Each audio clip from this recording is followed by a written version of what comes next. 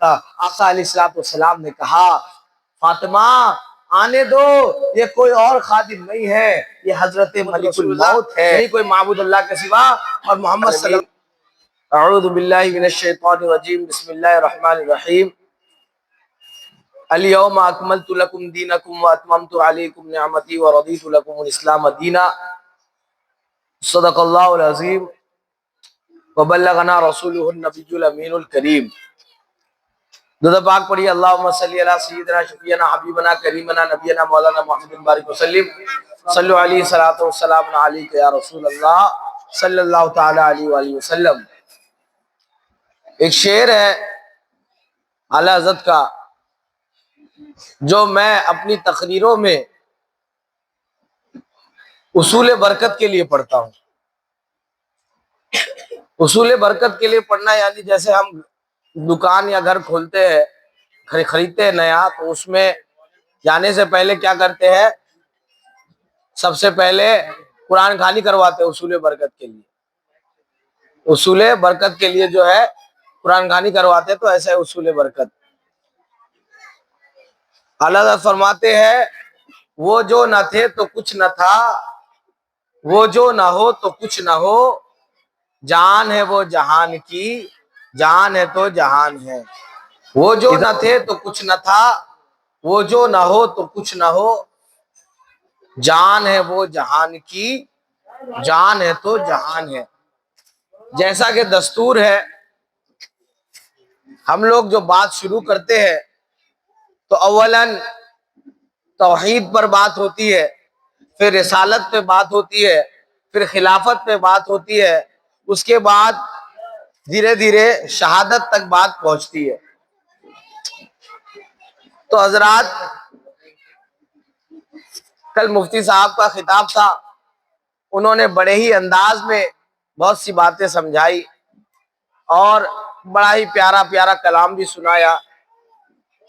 اب ہم جو اس مجلس کو چلانے والے ہیں کنٹینیوز، اس کے مطابق جو ہے آج سے انشاءاللہ بات شروع کی جائے گی۔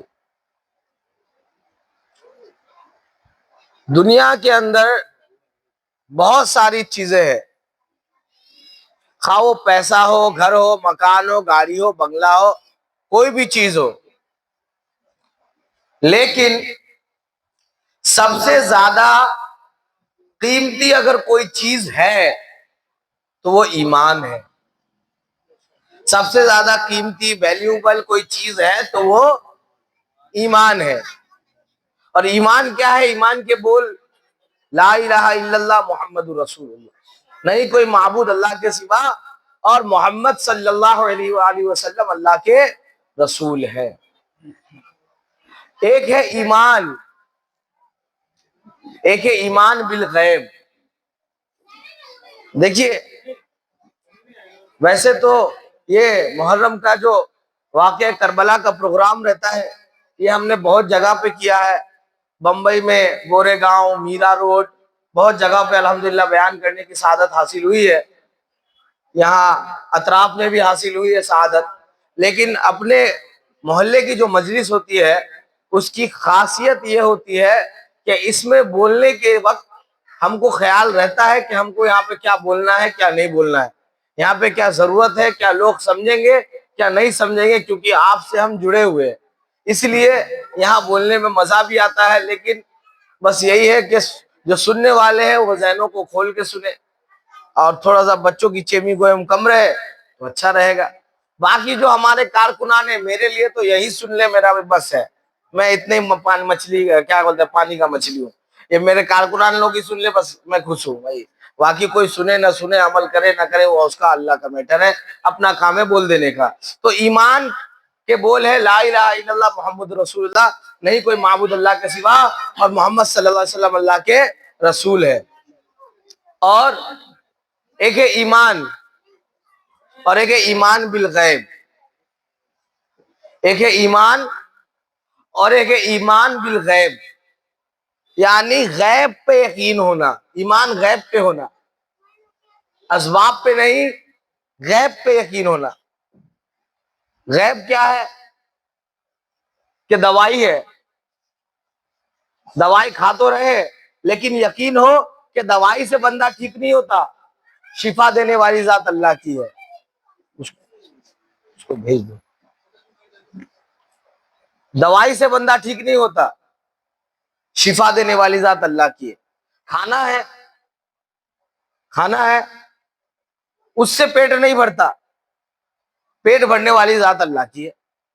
اب آپ کہیں گے عجیب آدمی ہے یار، بیوقوف سا، ایسا کہوں ہوتا ہے؟ کھانے سے تو پیٹ بھرتا ہے، لیکن اگر کھانا پیٹ میں جائے اور بندے کا ہاضمہ درست نہ ہو، جیسے کسی کو فوڈ پوائزن ہو جاتا ہے تو کچھ کھائے گا تو اس کو وومیٹنگ بھی ہوتی ہے اور لوز موشن بھی ہوتا ہے، تو وہ کھا تو رہا ہے لیکن اس کا پیٹ نہیں بھرتا، کیونکہ جیسے ہی کھاتا ہے یا تو وہ وومیٹنگ کر دیتا ہے یا تو اس کو لوز موشن کے ذریعے اس کا کھانا نکل جاتا ہے، تو اس کا پیٹ نہیں بھرتا. پیٹ کب بھرتا ہے؟ جب اللہ چاہتا ہے بندے کا پیٹ بھرتا ہے، اللہ کی رضا سے پیٹ بھرتا ہے، اللہ ہی چاہے تو پیٹ بھرتا ہے، کھانے سے کبھی پیٹ نہیں بھرتا.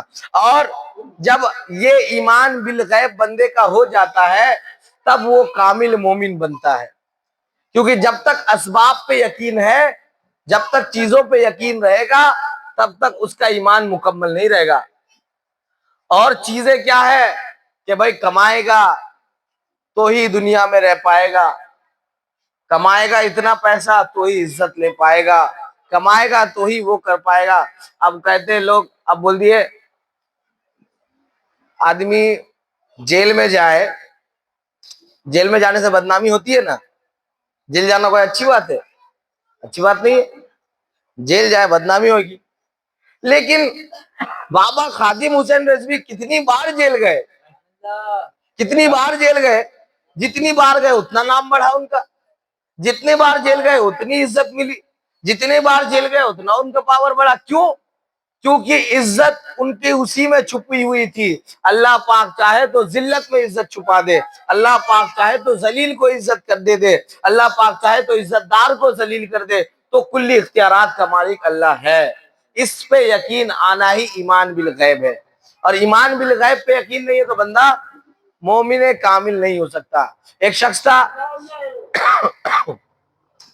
تھا جو، بمبئی کی بات بتا رہا ہوں میں، بمبئی میں ایک چرسی تھا، چرس پینے والا. تو میں یاد ہے مجھے، ایک امام صاحب میرے دوست تھے،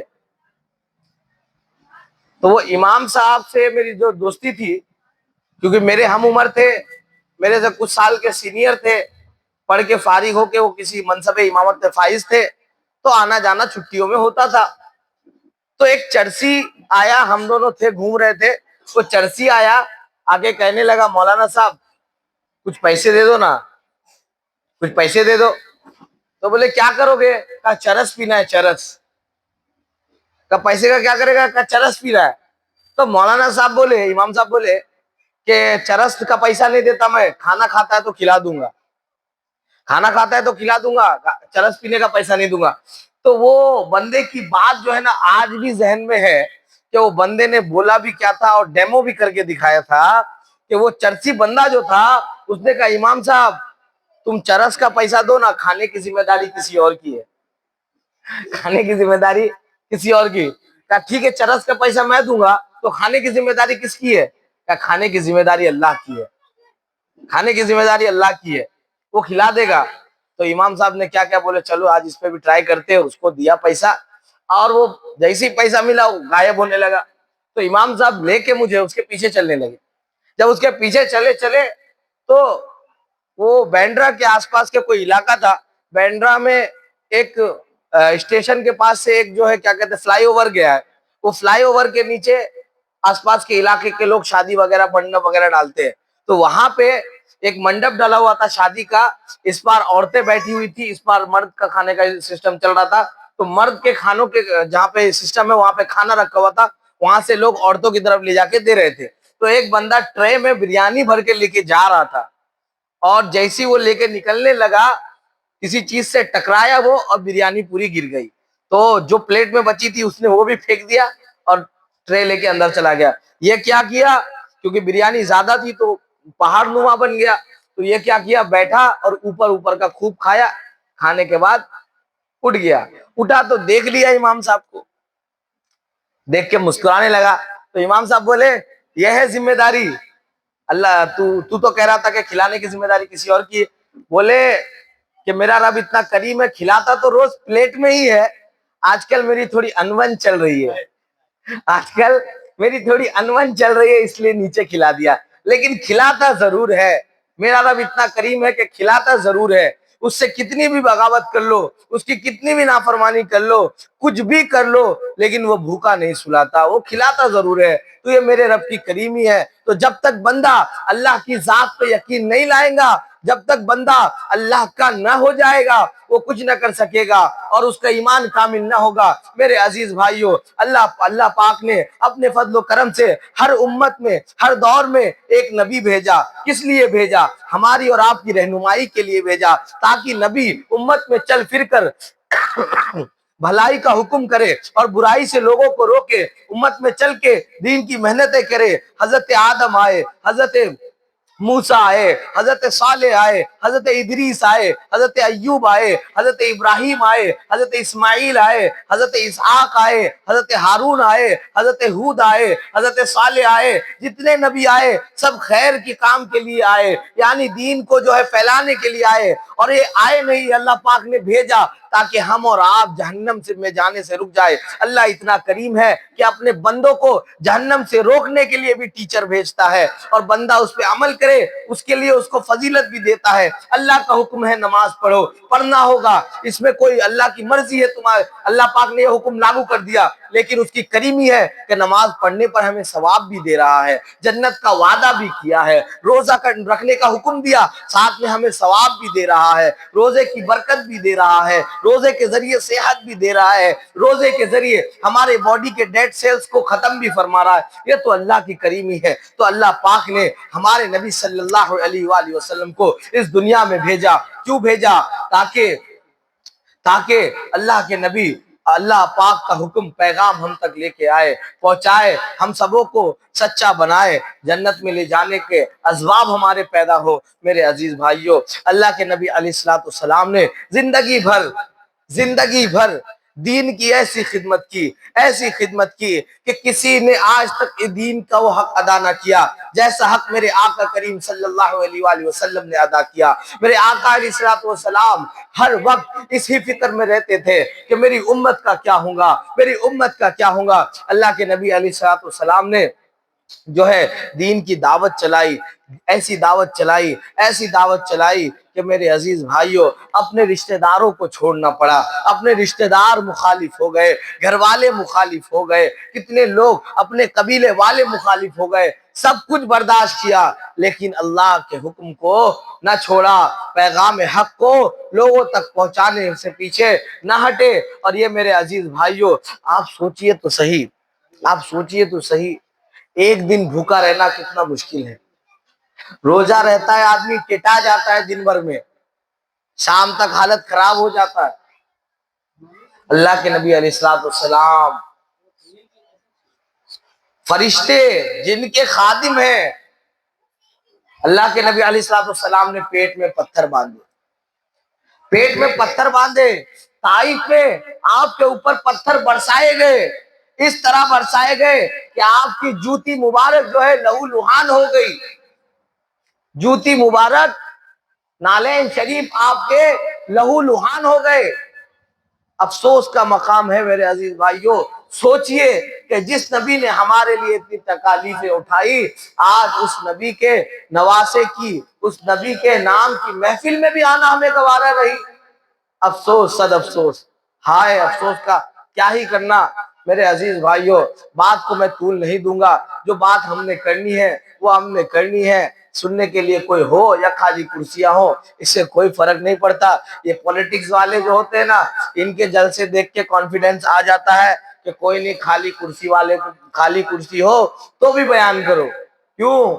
ان کا مقصد ہوتا ہے میڈیا کو سنانا, ہمارا مقصد ہے رسول اللہ کو سنانا. ہمارا مقصد ہے رسول اللہ کو سنانا, ہماری بات رسول اللہ تک پہنچے, اللہ تک پہنچے, یہی کافی ہے.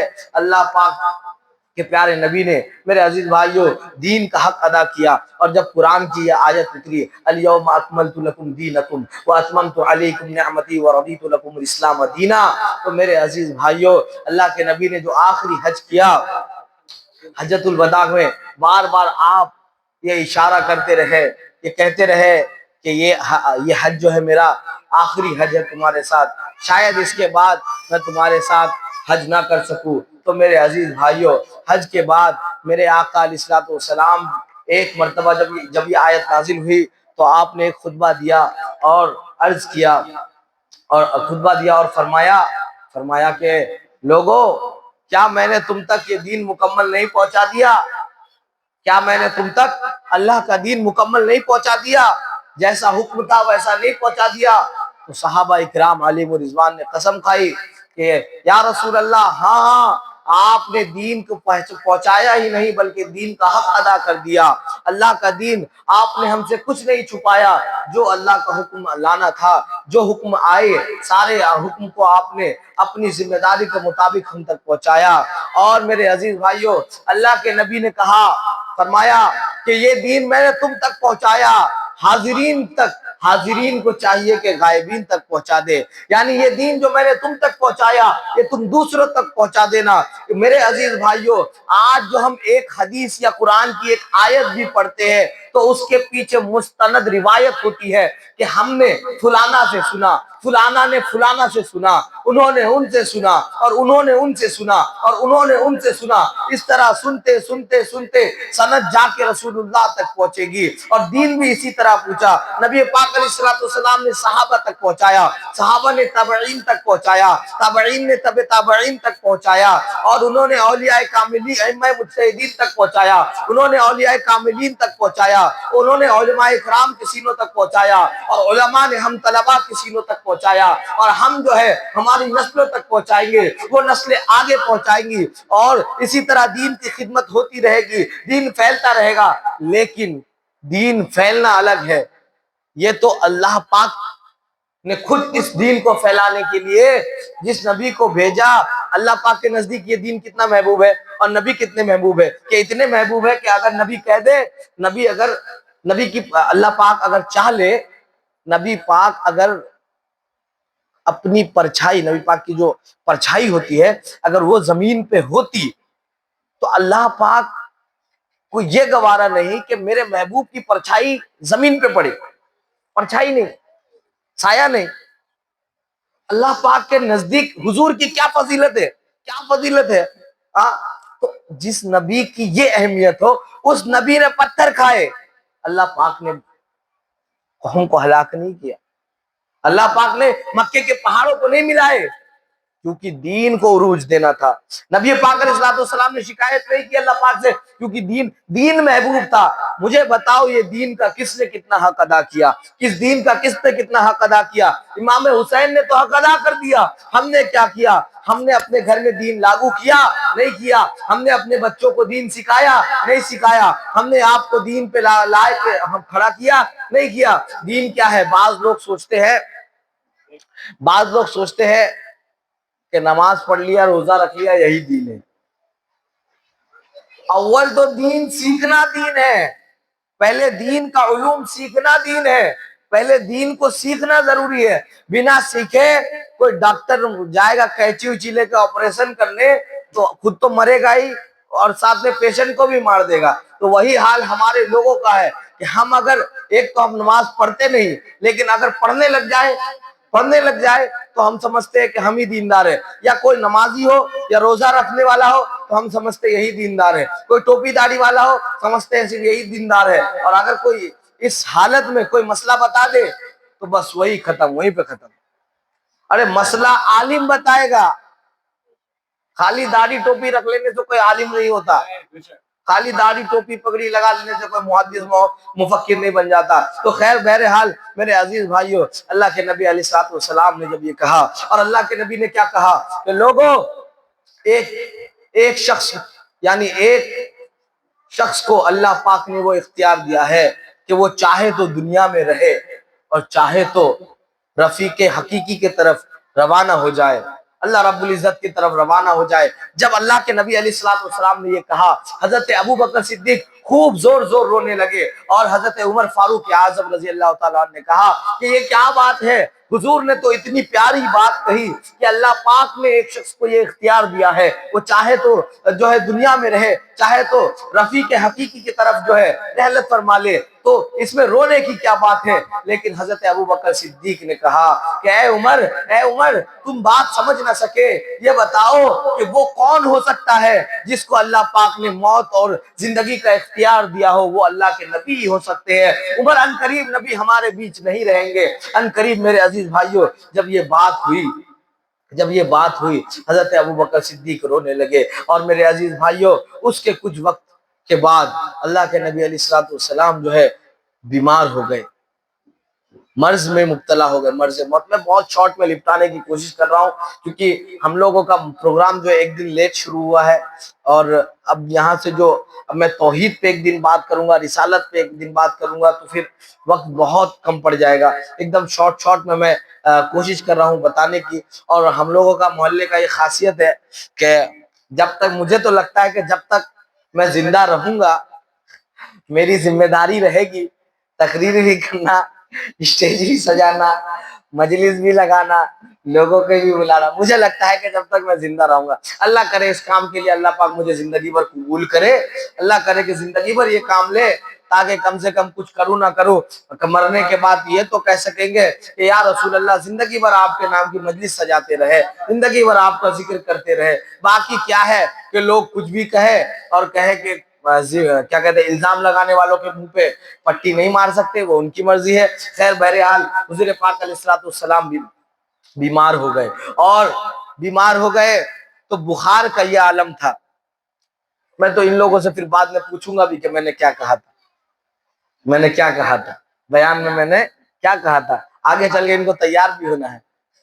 تو حضور پاک علیہ الصلوۃ والسلام کو بخار کی اتنی شدت تھی کہ صحابہ کرام فرماتے ہیں کہ ہم اپنا ہاتھ حضور کے پیشانی پہ رکھ کر برداشت نہیں کر پاتے تھے، آپ کا جسم اطہر اتنا گرم ہو چکا تھا، اتنا گرم۔ اور فرماتے ہیں کہ چادر گیلی کر کے آپ کے جسم پہ اڑائی جاتی تو وہ چادر سوکھ جایا کرتی تھی تھوڑی دیر میں، اس قدر آپ کا جسم گرم تھا۔ تو آقا علیہ الصلوۃ والسلام سے صحابہ نے پوچھا کہ یا رسول اللہ آپ اس قدر مصیبت میں، آپ اس قدر اذیت میں، تو آقا کریم علیہ الصلوۃ والسلام فرماتے ہیں کہ جو جتنا اللہ کا قریب ہوتا ہے، محبوب ہوتا ہے، اس کے لیے اتنی ہی آزمائش ہوتی ہے، یہ اللہ کی طرف سے آزمائش ہے۔ ہاں میرے عزیز بھائیوں، وہ میرے آقا علیہ الصلوۃ والسلام جن کے لیے اعلیٰ حضرت فرماتے ہیں دندان و لب و زلف و رخ شیخ فدائی ہے در عدن لال یمن مشک ختن پھول سرتاب قدم ہے تن سلطان زمن پھول۔ وہ آقا علیہ الصلوۃ والسلام کا جسم اطہر جو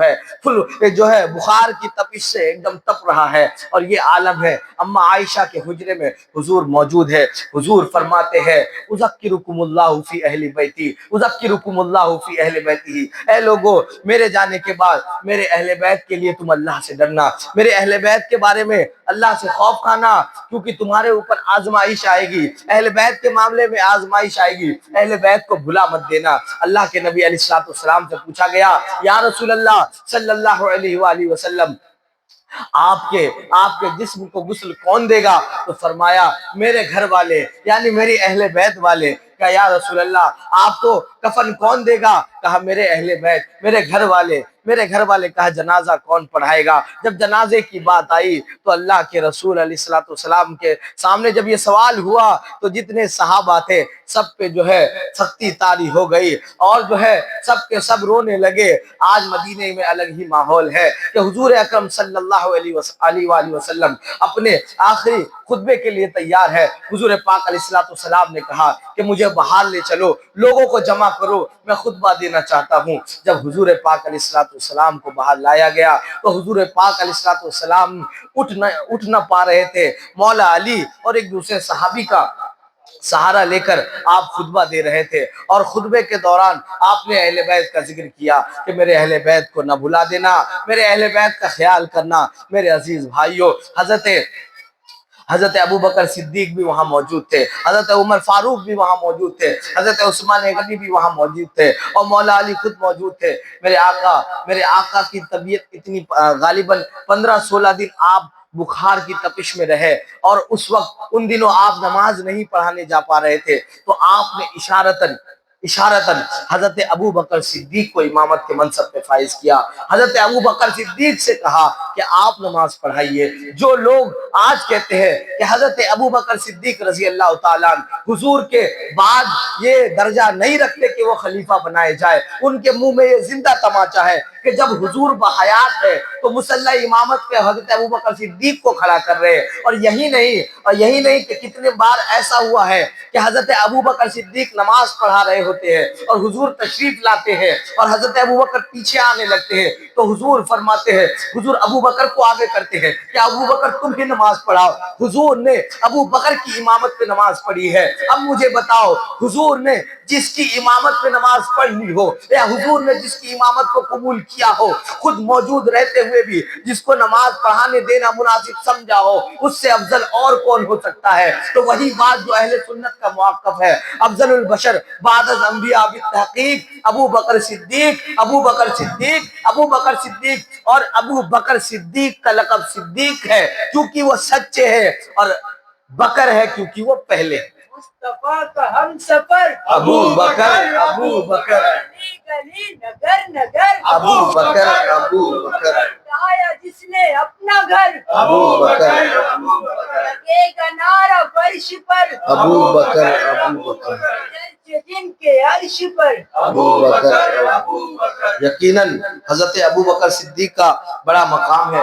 جن کو سمجھ میں نہ آئے وہ عقل کے کوڑ ہیں, عقل کے مارے ہیں. اللہ ان کے ہدایت کے فیصلے فرمائے. تو میرے عزیز بھائیوں, حضور کو جب لے جایا گیا حجرے میں, تو اماں عائشہ فرماتی ہے کہ حضرت حضور جو ہے ایک صحابی کے جیب میں مسواک رکھا ہوا تھا, حضور مسواک کی طرف دیکھ رہے ہوتے ہیں. اماں عائشہ کہتی ہے, حضور کیا آپ مسواک کرنا چاہتے ہیں؟ تو حضور نے سر کا اشارہ کیا, ہاں ہاں. اور اماں عائشہ فرماتی ہے کہ اماں عائشہ نے اپنے ہاتھوں سے مسواک کیا, اپنے ہاتھوں سے مسواک لیا اور اپنے منہ سے چبا کر مسواک کو گیلا کیا, بھگویا, اور حضور کے جو ہے منہ میں ڈالا اور مسواک کروایا. یہ ماں عائشہ کون ہے؟ یہ ماں عائشہ حضرت صدیق ابو بکر صدیق کی بیٹی ہے. ان کا مقام یہ ہے کہ اب حضور جو ہے کیا کہتے ہیں, وصال کے موڑ پہ ہے. حضور جو ہے رحلت فرمانے کی حالت میں ہے اور ماں عائشہ کی گود میں ہے, سر ماں عائشہ کے گود میں ہے, اور مسواک ماں عائشہ کے منہ سے بھگا ہوا لے رہے ہیں. تو بتاؤ ان کا مقام کیا ہوگا؟ اہل بیت کرتے ہیں کہ اہل بیت کا مقام, یقیناً اہل بیت کا مقام بڑا ہے, لیکن اہل بیت میں صرف فاطمہ, حسن و حسین و علی نہیں آتے, بلکہ اہل بیت میں ماں عائشہ بھی آتی ہے, اور ازواج مطہرات تمام آتی ہے, ام کلثوم بھی آتی ہے. جتنے ازواج مطہرات ہیں تمام ازواج مطہرات بھی اہل بیت میں آتی ہے. عقل کے اندھوں کو یہ کون سمجھائے کہ گھر والوں کا مطلب گھر کس سے ہوتا ہے؟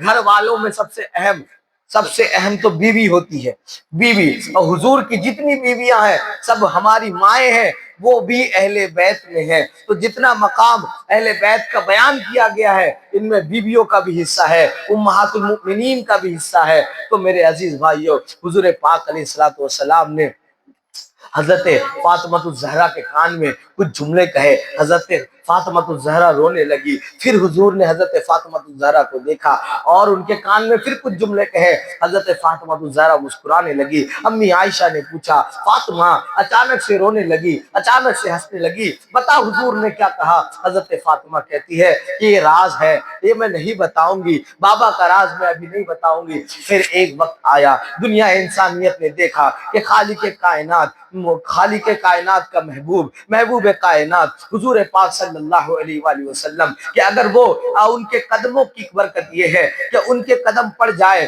تو جنت کے لیے بھی جنت ہے, ان کے قدم پڑ جائے تو مدینے کی فضیلت قیامت تک کے لیے بڑھ جائے, ان کے قدم پڑ جائے تو جو ہے باغات میں اور سوکھے درختوں میں جو ہے پھل آ جائے, اور جس کے طرف میرے آقا مسکرا کے دیکھ لے, وہ باغ کی طرف دیکھ لے، اس باغ کی ہریالی نہیں جاتی، جس پانی میں تھوک دے وہ کھارا پانی میٹھا بن جائے۔ وہ میرے آقا صلی اللہ علیہ وآلہ وسلم دین کا حق ادا کرنے کے بعد آج لوگوں کو کہہ دیا، آج اپنی امت کو کہہ دیا، اے امت والو، اے میرے لوگوں، اے میرے صحابہ، اے میرے اہل بیت، اب مجھے اپنے خالق حقیقی کی طرف جانا ہے، مجھے رب قدیر کی طرف جانا ہے۔ ہم حضرت فاطمہ الزہرا بیٹھی ہے، دروازے پہ دستک ہوئی، کہا کہ کون ہے؟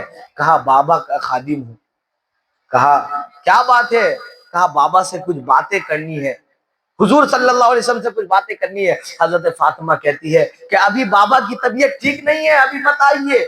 پھر تھوڑی دیر بعد پھر وہی فقیر آتا ہے اور دستک دیتا ہے۔ کہا کہ کون ہے؟ کہا بابا کا خادم ہوں، بابا سے یعنی آپ کے بابا سے، دونوں عالم کے مالک و مختار سے کچھ باتیں کرنا چاہتا ہوں۔ آقا علیہ السلام نے کہا فاطمہ آنے دو، یہ کوئی اور خادم نہیں ہے، یہ حضرت ملک الموت ہے، یہ ملک الموت ہے، یہ موت کا فرشتہ ہے۔ حضرت ملک الموت آتے ہیں، یہ آنے کے بعد حضور سے فرماتے ہیں یا رسول اللہ، صلاۃ و سلام پیش کیا، یا رسول اللہ صلی اللہ علیہ وآلہ وسلم، اللہ کی طرف سے حکم ہے، اب آپ بتائیے، آپ اللہ تبارک و تعالیٰ نے آپ کو اختیار دیا ہے، آپ چاہے تو رکے، آپ چاہے تو رفیق حقیقی کی طرف رحلت فرما لے، آپ چاہے تو میرے ساتھ چلے یا آپ یہاں پہ رہے۔ اللہ کے نبی علیہ السلام نے کہا کہ یقیناً خالق حقیقی سے ملنا ہی زیادہ پسند فرمایا، اور وہ دن بھی آ گیا میرے عزیز بھائیوں۔ وہ شخصیت جس کو نور علی نور کہا جاتا ہے، وہ شخصیت جس کے بدولت ہمیں قرآن ملا، جس کے بدولت دین ملا، حسنین کریمین ملے، ساری چیزیں ملے، آج محمد رسول اللہ صلی اللہ علیہ وآلہ وسلم کا جس میں اقدس سے روح اقدس کو نکال دیا گیا۔ چند لمحات کے لیے انبیاء کو موت نہیں آتی، کیونکہ انبیاء کے لیے موت ہے ہی نہیں، وہ تو چند لمحات کی موت ہے، وہ تو چند لمحات کا وہ جو اللہ کا وعدہ ہے کہ کل نفس ذائقۃ الموت، کہ ہر جاندار شے کو موت کا مزہ چکھنا ہے، بس وہ چکھنے کی طرح ہے۔ جس طرح ایک بندہ کھانا بناتے ہوئے نمک صرف چکھتا ہے، وہ کھا کے نہیں دیکھتا، اسی طرح چکھنے کے برابر ہی جس طرح چکا جاتا ہے جو اللہ کا وعدہ ہے، اسی طرح موت آئی ہے۔ انبیاء کو بھی موت آنی ہے، فقط اتنی کہ بس آنی ہے، یعنی موت نہیں ہے ان کی، موت بس اتنا جیسے ہم کھانے میں کوئی چیز ٹیسٹ کرتے ہیں چند لمحات کے لیے، پھر وہ اپنی اصل زندگی میں لوٹ آتے ہیں۔ تو میرے عزیز بھائیوں، جب آقا کریم صلی اللہ علیہ وآلہ وسلم کا جسم اقدس معطر مطہر منور مجسم جسم سے روح کو نکال دیا گیا، اس وقت مدینے میں ایک کوہرام برپا ہوا، سارے لوگ چیخو پکار کرنے لگے۔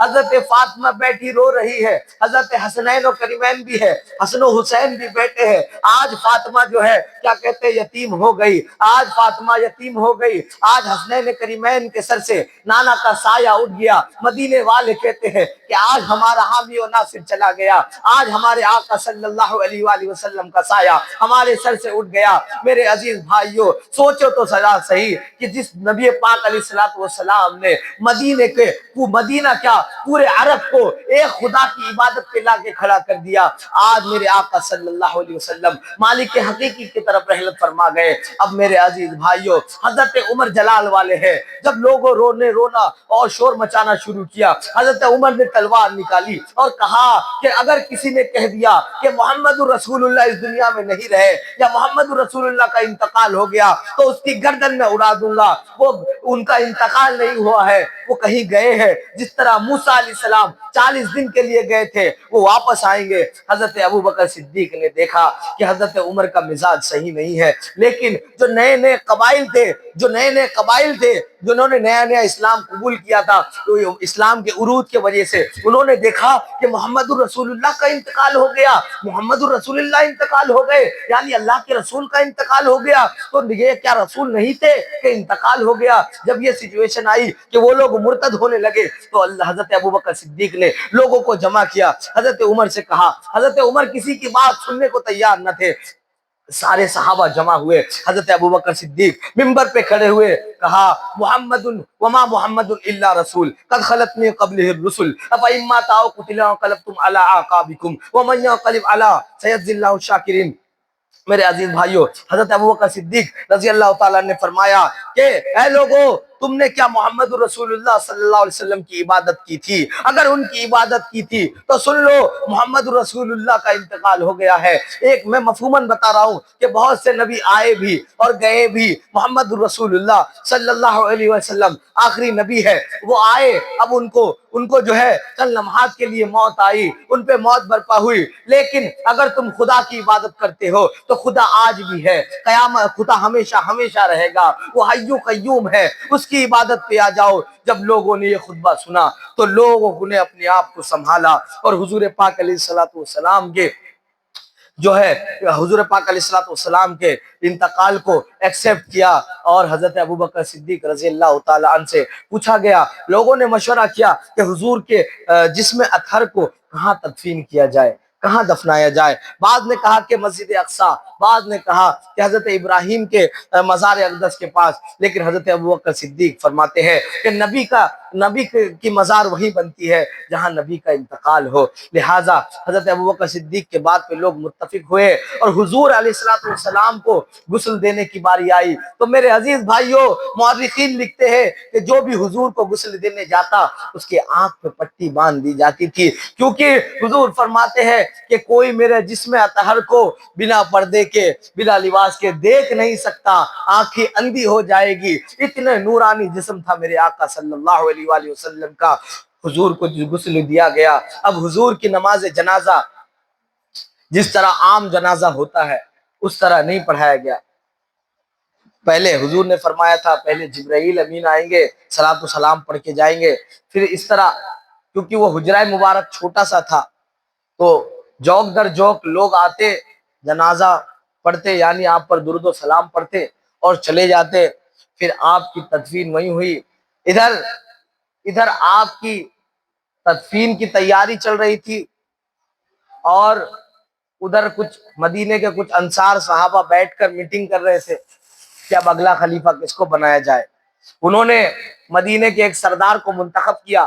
جب حضرت ابوبکر صدیق اور حضرت عمر فاروق اعظم رضی اللہ تعالیٰ عنہ کو یہ خبر پہنچی, ایک اور صحابی تھے آپ کے ساتھ, تو آپ لوگ جلدی جلدی وہاں پہنچے. اس بات کی خبر مولا علی کرم اللہ وجہ الکریم کو نہیں تھی. آپ جو ہے حضور کے تدفین میں مصروف تھے. اور حضرت ابوبکر صدیق رضی اللہ تعالیٰ عنہ جب وہاں پہنچے, دیکھا کہ یہاں پہ جو ہے وہ جو انصار ہے, انصاری صحابی ہے, اصحاب اکرام جتنے بھی ہیں, وہ بیعت کر کے خلیفہ منتخب کر رہے تھے. تو حضرت ابوبکر صدیق نے کہا کہ یاد رکھو کہ اب یہ جو ہے یہ حکومت صرف مدینے کی نہیں ہے, پورے عرب کی ہے اور پورے دنیا میں پھیلے گی. اور عربی جو ہے قریش کے علاوہ کسی کو سردار نہیں مانتے, اور قریش کیونکہ نبی پاک علیہ الصلوۃ والسلام بھی قریش خاندان سے تھے, اسی لیے وہ کسی اور کو سردار منتخب نہیں کریں گے. تو حضرت ابوبکر صدیق نے مشورہ دیا کہ حضرت عمر کو بنا لیا جائے, اور لوگوں نے کہا حضرت عمر کو بنا لیا جائے, کسی نے کہا دوسرے صحابہ کا نام لیا. پھر جب بات ہوتی رہی, اچانک سے حضرت عمر رضی اللہ تعالیٰ عنہ نے کیا کیا کہ حضرت ابوبکر صدیق کے ہاتھ پہ بیعت کر لی. جیسے ہی حضرت ابوبکر صدیق کا نام آیا, سارے صحابہ متفق ہو گئے کہ ہاں, اگر حضور کے بعد کوئی خلاف حضور کی جو ہے دین کی خدمات کو کوئی سنبھال سکتا ہے, کوئی ہمارا خلیفہ بن سکتا ہے, کوئی جو ہم لوگوں کو سنبھال سکتا ہے, مذہب کو سنبھال سکتا ہے, دین کی خدمات کو سنبھال سکتا ہے, تو وہ حضرت ابوبکر صدیق ہے. ان کے ہاتھ پہ بیعت کی اور یہاں سے شروعات ہوئی پہلے خلیفہ کی, اور حضرت ابوبکر صدیق رضی اللہ تعالیٰ پہلے خلیفہ بنے. تو میرے عزیز بھائیوں, حضرت اس بات کی خبر لیکن مولا علی کو نہ تھی. جب مولا علی رضی اللہ تعالیٰ عنہ کو یہ بات پتہ چلی تو آپ ناراض ہو گئے, اور یہ ناراضگی کچھ وقت تک رہی. میں سمجھتا ہوں کہ وقت کافی ہو چکا ہے, اس سے آگے کی گفتگو انشاءاللہ کل کریں گے. میں محلے والوں سے گزارش کروں گا کہ وقت کے مطابق آنے کی کوشش کریں تاکہ آپ ایٹ لیسٹ محرم کو سمجھے کہ محرم کا اصل مقصد کیا ہے، محرم کا واقعہ کیا ہے، تاکہ آسانی ہو۔ مزید جو آج نہیں آ سکے ان سے بھی میں گزارش کروں گا کہ کل آنے کی کوشش کریں۔ اللہ پاک ہم سبھی کو سلامت رکھے، امام حسین کے نقش قدم پہ